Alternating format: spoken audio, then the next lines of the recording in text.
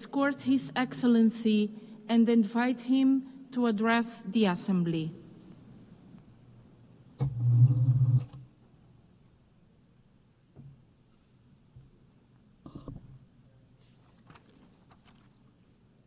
Madam President, Excellencies, on behalf of Jamaica, I extend warm congratulations to you, Madam President, on your election to preside over this landmark 80th session of the General Assembly.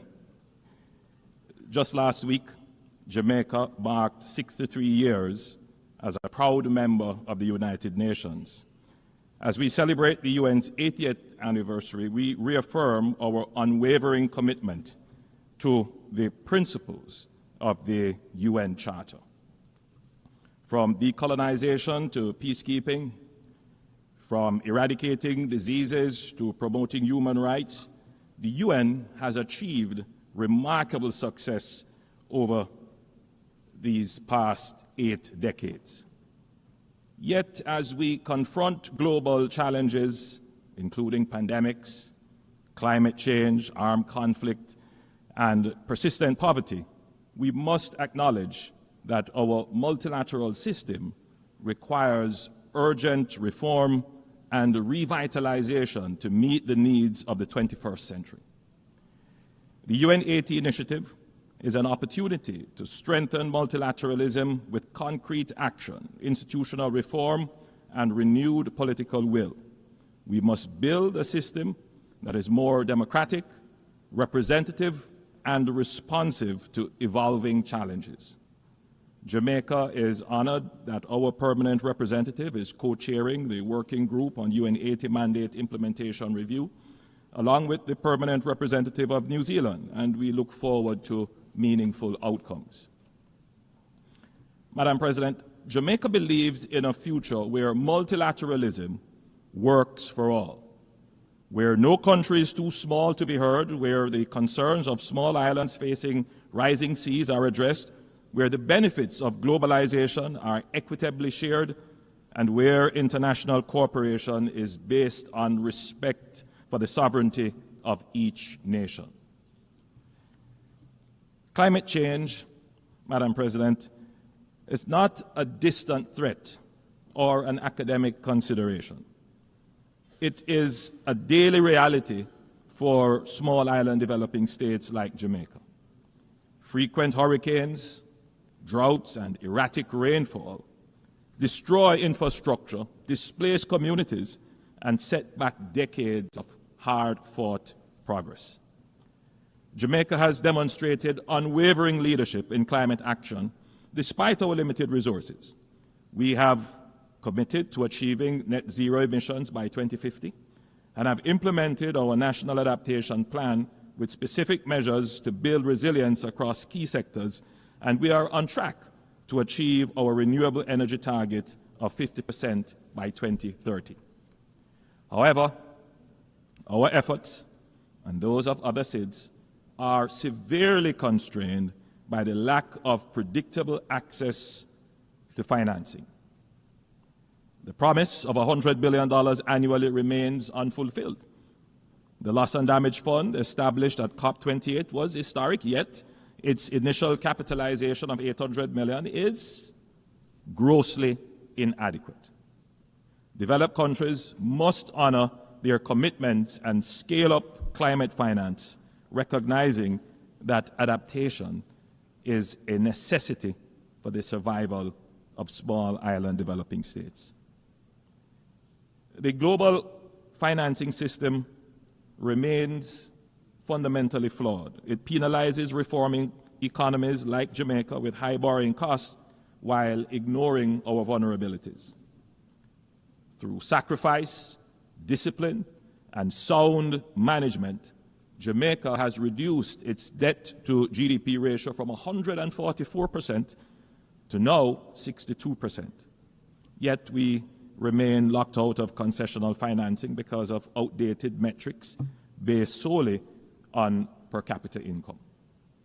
Jamaica supports the application of the Multidimensional Vulnerability Index that more accurately assesses countries' development needs, and their eligibility for concessional financing.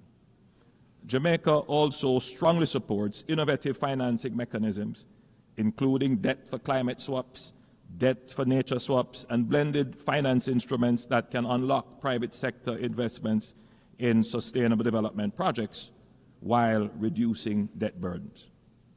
We welcome initiatives such as the IMF's Resilience and Sustainability Trust and call for its expansion to support more countries in building climate resilience. Madam President, multilateralism must deliver fairness for all countries to believe that constructive dialogue and engagement offers the best path forward for all countries. That is the case, Madam President, for the people of Cuba, so that they may be able to fully participate in the global economy. We encourage continued domestic reform in Cuba and greater integration into international systems, supported by policies that enable progress rather than isolation. Madam President, Jamaica once again condemns the heinous October 7, 2023 attack on Israel and is deeply horrified by the devastating humanitarian consequences of the counteroffensive in the Palestinian territories. A just and peaceful resolution to the conflict is only possible through diplomacy and dialogue. We continue to support United Nations Security Council Resolution 242 and support the call for a ceasefire agreement that includes the release of all remaining hostages and definitively ending the protracted war and human suffering. Madam President, political instability, gang violence, and humanitarian crises in Haiti affect not only the Haitian people, but the entire region. As current chair of CARICOM, Jamaica has led and participated in efforts to restore peace and constitutional order in Haiti. Last year, we welcomed and participated in the deployment of the Multinational Security Support Mission to Haiti, and we commend Kenya's leadership in this initiative. Despite progress made, the situation remains dire. As we contemplate next steps, we urge member states, especially those in the Security Council, to operationalize the recommendations made by the Secretary General for a transition to a more robust hybrid mechanism to deal with the situation in Haiti. We call on member states to provide the necessary financial and logistic support to ensure the success of this initiative. But security operations alone will not suffice. Haiti's governance deficit and fragile institutional framework must be addressed. Once stability is restored, the international community must help rebuild democratic institutions, ensure free and fair elections, expand humanitarian relief, and invest in infrastructure to support long-term stability. Haiti's recovery requires sustained global support. Madam President, the Haitian crisis has laid bare a wider truth. Transnational criminal networks involved in cybercrime, trafficking arms, narcotics, and people, organizing violence and destabilizing institutions, are an existential threat to states. Gangs are now global syndicates with resources that rival nation states. Jamaica has made significant progress in tackling gangs and reducing our homicide rate by more than 50% in recent years. But we know that unless these networks are totally dismantled, our gains remain fragile. This is why we call for nothing less than a global war on gangs, a coordinated international campaign to cut off the flow of weapons, money, and the influence that sustains them. This requires deeper engagement from all member states. We urge full implementation of the UN Programme of Action on Small Arms and Light Weapons and the International Tracing Instrument. Major arms exporting countries must tighten export controls, strengthen end-use monitoring, and ensure rigorous post-delivery verification. Jamaica welcomes cooperation with all partners in this fight, including the interdiction of drug trafficking vessels, provided that such operations are carried out with full respect for international law, human rights, and with the coordination and collaboration of the countries of the region. The Caribbean has created regional security mechanisms, but these efforts alone cannot match the scale of the threat. What we need is a unified front with the same urgency, resources, and coordination the world has applied to terrorism. Only then can we turn the Caribbean, and indeed the wider region, into a true zone of peace.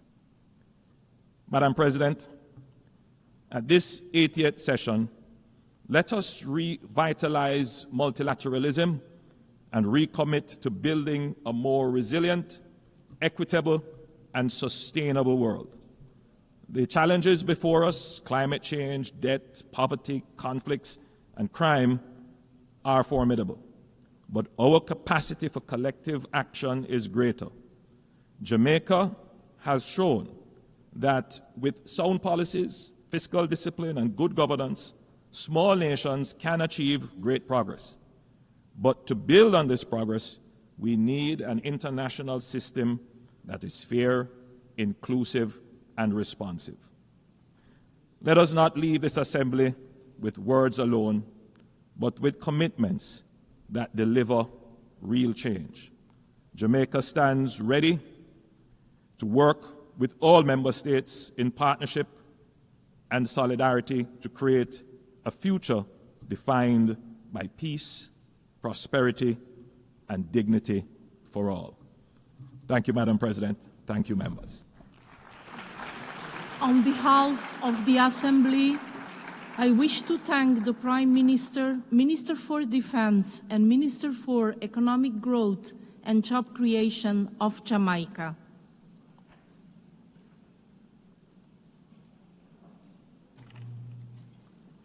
The Assembly will hear an address by His Excellency John Briceño, Prime Minister and Minister of Finance, Investment and Economic Transformation, Civil Aviation and E-Governance